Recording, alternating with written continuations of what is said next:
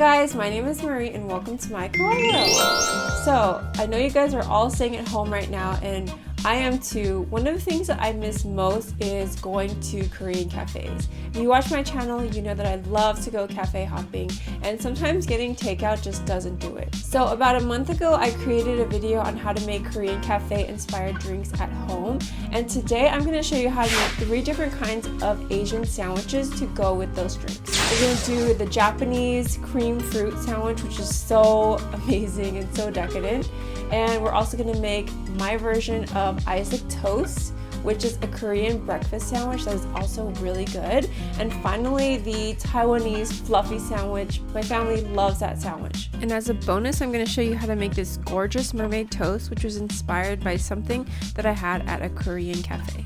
I just want to give a big thank you to Skillshare for sponsoring today's video. If you haven't heard of Skillshare, it's an online learning platform where you can take classes on thousands of different topics, anything from learning how to plan your dream vacation to learning how to cook Indian food or do your taxes or even film a YouTube video. So in my opinion, this is a really great platform because there is an online learning component as well as a hands-on class project, so you really have a chance to test out your skills.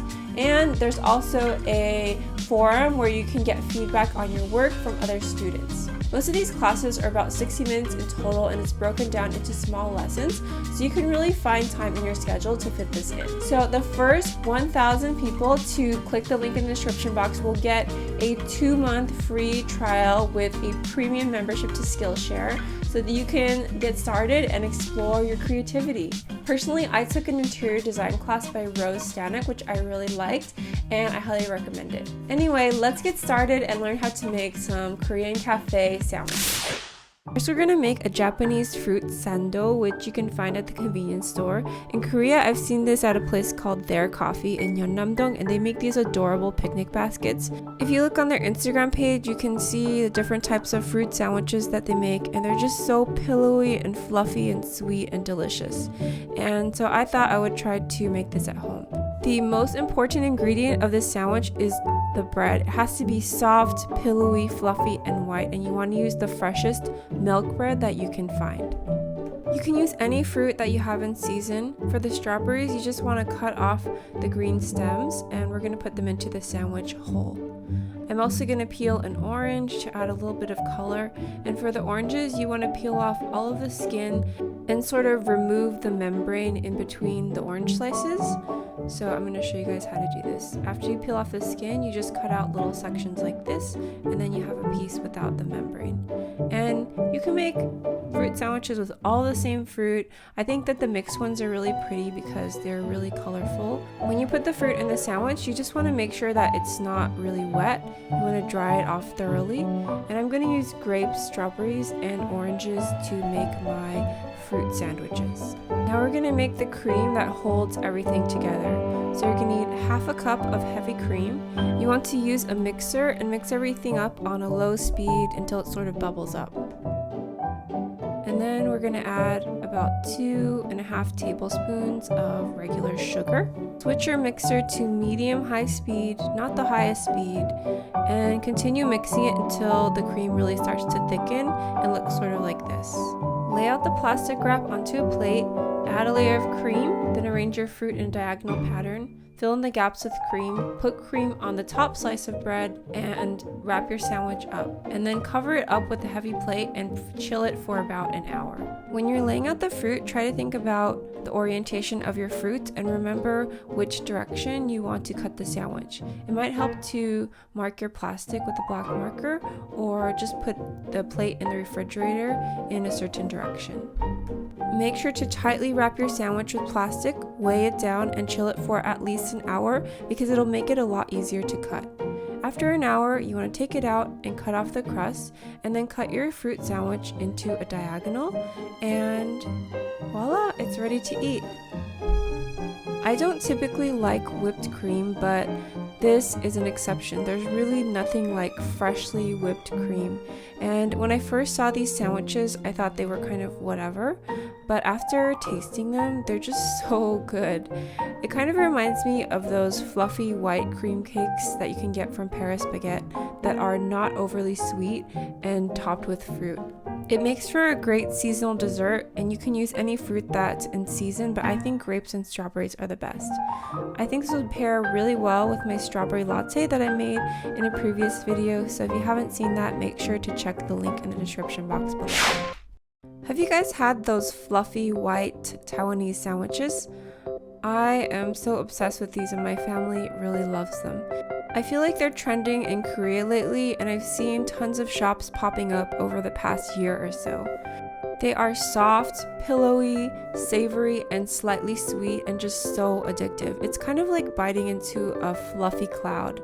It's essentially just a ham and cheese sandwich, but that addition of sweetness and the soft bread really takes it to the next level. The bread for this sandwich is so important. You want to use the softest, pillowiest white bread that you can find. I think that the kind of bread that you would find at Paris Baguette in a thinly sliced loaf would be perfect, but I just used this fresh bread that I had on hand. So my sandwich turned out a little bit janky, but if you want the perfect layers, you want to use pre-cut bread.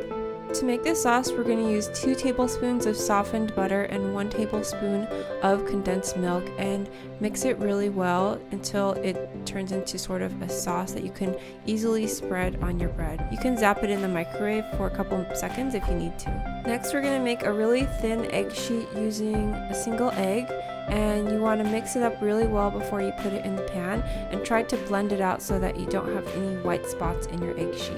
You want to oil the pan really well, and I'm using a tiny little paper towel and chopstick to spread out the oil. Cook the egg for a couple of minutes until it starts to solidify, and when it's almost done cooking, then flip it over. Does anyone else have trouble flipping over their egg sheets without breaking them? I don't know why, but I find this so difficult. Alright, let's assemble our sandwich. Take a piece of bread, add the sauce, egg sheet, more sauce, another slice of bread, more sauce, ham, cheese, and sauce on top of the final piece of bread, and now we're ready to cut it. It feels so wasteful to cut off the crust, but for this sandwich I think it really makes a difference. Without the crust, it's so much more pillowy and soft, and you can always eat them separately. I think that this sandwich would pair really well with my Taiwanese fruit tea or my passion fruit aid that I made in my other home cafe video. Have you guys had these Korean breakfast sandwiches before? This is a popular Korean street food. It's called gilgori, and I think the most popular one now is from Issac Toast, which is a franchise, and they have a really wide variety of sandwiches with all different kinds of fillings. This is a really good and inexpensive sandwich that you can pick up and eat on the go, and there are all kinds of variations. For this sandwich, the key ingredient I think is the sauce. It's a little bit tangy and a little bit sweet, and it really just pulls all the ingredients in the sandwich together really nicely. I'm gonna use this kiwi sauce that I bought in the Korean supermarket, but you can try pureeing a kiwi or maybe using canned pineapple with pineapple juice instead. You just want something tangy. I'm going to add 2 tablespoons of Japanese mayonnaise, 1 tablespoon of sugar, and 1 tablespoon of maple syrup, and mix it all up. Now we're going to make the egg omelet, and we're going to give it a little bit of crunch. So you want to add 2 eggs and then 2 tablespoons of corn. I'm just using canned corn, and then add a pinch of salt and pepper to season the egg. We want to try to cook the egg to fit the size of the bread, so use a small frying pan, butter it really well, and then add in the egg mixture. I'm actually using a Japanese pan for tamagoyaki, but if you don't have this on hand, you can use a regular sized frying pan and just try to control the egg so it doesn't spread out everywhere. As you can see, I had a hard time flipping the egg again, but I managed to save it. It doesn't matter though, we're just going to cut our egg down to about the size of the bread that you're going to use. Next, you want some thinly sliced cabbage. Koreans are all about texture in their foods, and it's really nice to have a satisfying, crunchy ingredient. So we're going to do that with the cabbage and also some sweet bread and butter pickles. Just slice it really thinly so you can lay it in the sandwich. The buttery flavor and aroma of the sandwich really makes it good, so we want to toast the bread in butter on both sides. You're going to need to do this with 2 slices of bread. Okay, now let's assemble our sandwich. Add sweet sauce to the bread, egg sheet, more sauce, cheese, ham, pickles, cabbage, and your final slice of bread. Cut your sandwich in half, and it's ready to eat. I think that this would pair really well with my dalgona latte that I made in a previous video, or just a simple unsweetened iced coffee. This is a simple ham and cheese sandwich, but as you can see, Issac Toast has a ton of different variations. There's one that comes with a slice of meat inside, and this is the bulgogi sandwich, and I've also had one that has a McDonald's style hash brown in the middle that's really good. Finally, we have this gorgeous mermaid toast. I first had this at MND Coffee in Seoul, and this coffee shop has a mid-century modern vibe to it. It's really kind of out of the way, and the hours are a little bit weird, so I was so happy when I finally had the chance to come here with Valentina. This toast is so pretty and Instagrammable, but it's actually quite simple and easy to make at home. You'll need half a cup of heavy cream and combine it with 2.5 tablespoons of sugar and mix it all up. This is essentially the same cream that I used for the fruit sandwich I made earlier in this video. You're going to need some cream cheese, and you want to divide it up into 2-ounce pieces and put it into 2 different bowls. Next, we're going to color the cream cheese with some food coloring, and you want the colors to be complementary but slightly different. Then you take a spoon and smear a little dab of cream cheese onto the bread. I felt like my colors weren't sufficiently different, so I added a little bit more white cream cheese to give it a bit more contrast. Honestly, it took me a couple of tries to get the colors right and to get my smearing technique down properly, but once you have it figured out, it's pretty simple. Cream cheese and bread together doesn't taste the best, so we're going to add another slice of bread with a thick layer of whipped cream and put that under our mermaid toast. And this looks pretty, and it's also going to taste really good.